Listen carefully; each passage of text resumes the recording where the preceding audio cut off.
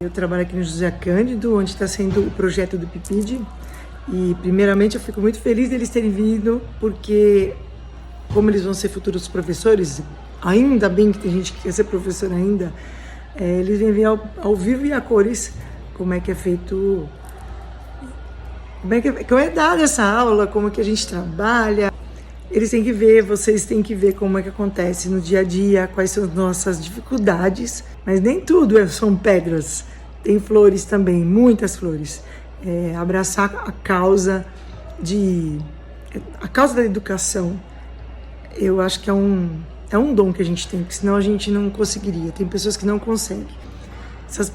Meus alunos precisam muito de consciência de vida, e eu acho que isso acontece com todos os estudantes de todos os lugares do mundo.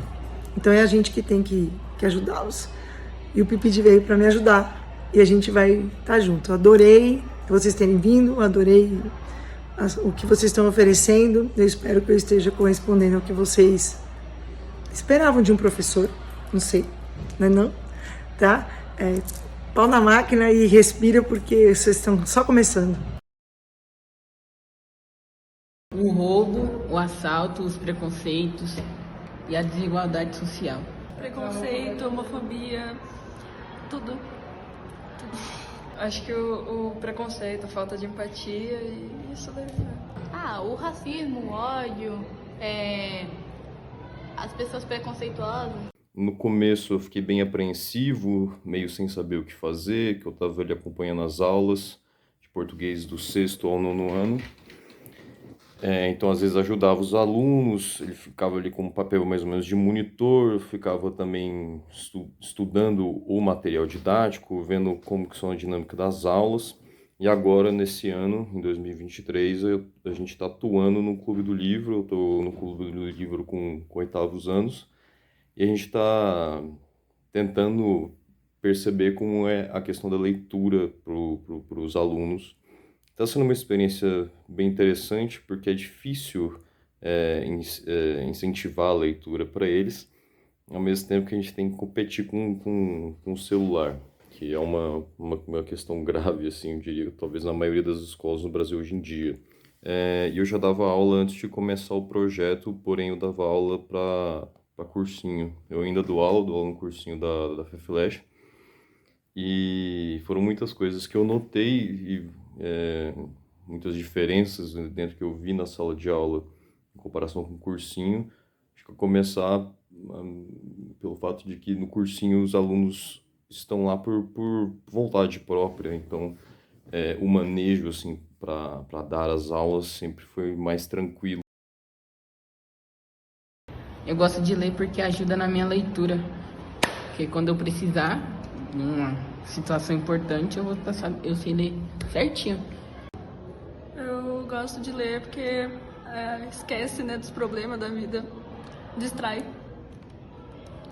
Eu gosto de ler, mas eu prefiro história em quadrinhos porque eu acho que é um bom jeito de escapar da realidade. Eu gosto mais ou menos de ler porque eu gosto de ler livro de terror ou de fantasia porque me faz fugir da realidade, e de terror porque eu fico morrendo de medo. Mas mesmo assim fica mais interessante ainda, então é só isso. Uma coisa que eu acho muito importante desde o início é a troca que a gente tem. A gente tem uma interação muito forte entre os próprios residentes, também com as professoras da escola, as professoras de português, e com os coordenadores do nosso projeto. Por meio de reuniões, conversas de corredor entre uma aula e outra. E isso contribui bastante, principalmente se a gente pensa que a profissão docente tende a ser uma profissão muito solitária, muito isolada, às vezes não tem muito diálogo com outros professores e também na correria do dia a dia. Então, ter essa troca no processo da nossa formação docente é uma coisa muito importante, não só para ampliar a nossa visão sobre a experiência que os alunos têm na escola, mas também para orientar a nossa prática. Então, ano passado a gente estava mais observando as professoras, observando as aulas e vendo quais eram os desafios dos alunos, o que eles tinham dificuldade. E aí a gente percebeu as questões, por exemplo, dificuldade de interpretação de texto, dificuldade com leitura, atenção também à questão do celular. E isso ajudou bastante a gente, agora nesse projeto que a gente está construindo em 2023, nesses projetos, nesses protótipos e clubes de leitura que a gente está construindo e oferecendo para os alunos ao longo desse início de 2023, porque a gente está justamente tentando trabalhar em cima desses desafios que a gente encontrou. A gente está tentando achar jeitos de lidar com essa dificuldade de leitura, com essa dificuldade de interpretação de texto e também com a questão do celular. Eu gosto da matéria de português porque me ajuda a aprender a ler e escrever. E da escola? A escola é boa para fazer amizades. Eu gosto da matéria de português porque eu não sei, mas eu não gosto de escola. Eu gosto da matéria de português porque assim, porque dá pra ler, tem livros, né? E a escola é legal. Eu gosto mais ou menos da matéria de português e eu não gosto da escola. O que ficou mais evidente para mim é que nós, professores e futuros professores, precisamos estar aptos e abertos a mudanças. E também que o improviso faz parte da profissão docente, porque isso não significa dizer que a gente não tem que preparar nossas aulas e ter sequências didáticas bem elaboradas. Mas, em diversos momentos, a gente vai perceber que o que a gente pensou que seria interessante não vai funcionar tão bem na prática, ou às vezes vai funcionar para algumas turmas muito bem e para outras turmas não tão legal, e aí a gente vai precisar procurar outros caminhos para aquele processo de ensino-aprendizagem ocorrer de maneira satisfatória. E toda essa reflexão me fez lembrar de um texto que eu gostei muito e estudei na matéria de didática, que é do Maurice Tardif, acho que é assim que se fala, e ele se chama Saberes Profissionais dos Professores e Conhecimentos Universitários. E basicamente o Tardif, ele diferencia os conhecimentos universitários dos saberes profissionais. Ficando evidente que os saberes profissionais eles são aprendidos na prática, porque eles vão ser construídos e modelados de acordo com o contexto de trabalho.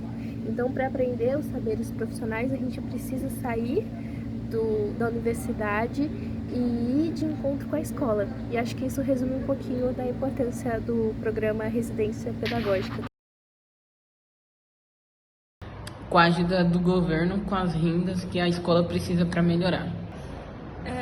Conseguindo mais renda para a escola. Eu acho que com mais verbas para os professores poderem fazer mais projetos diferenciados, assim, que nem com saída pedagógica, isso. Melhorar, deixar as lousas com uma atualização que os professores não precisam escrever, e sim as matérias só precisa colocar lá e não precisa muito usar o caderno nem o lápis para precisar escrever, ser um pouco mais digital a escola, sei lá, alguma coisa assim. Eu sempre fui aluna de escola pública, desde o pré. Eu nunca estudei sequer em um METEC. E para mim, hoje é um orgulho participar do projeto e participar, e ser aluna da USP. E eu digo que é um orgulho porque eu acho que eu posso estar dando um retorno para esse lugar de onde eu vim. E eu acredito que esse projeto ele seja muito importante para os alunos da USP, para eles verem como é estar em uma sala de aula, como os alunos são diferentes, como é ministrar uma aula, como é difícil. Mas, para além disso, o projeto é muito importante para o aluno da escola pública. E eu digo isso porque muitas vezes o aluno tem um sonho de ser aluno de uma universidade pública, mas ele acha que para ele aquilo é impossível, que aquilo não é uma possibilidade, que vai ser muito difícil, que ele não vai conseguir passar. A gente sabe qual é a realidade, do Brasil nesse âmbito, na esfera educacional, e eu acho que esse aluno, vendo os residentes, ele pode se ver nesse local do residente, ele pode ver que nós somos pessoas normais e que a USP também é acessível para ele. E eu acho que o projeto, ele também pode fazer com que a gente plante sementinhas nos alunos para eles se interessarem pelas disciplinas e para eles, de fato, sonharem um sonho possível.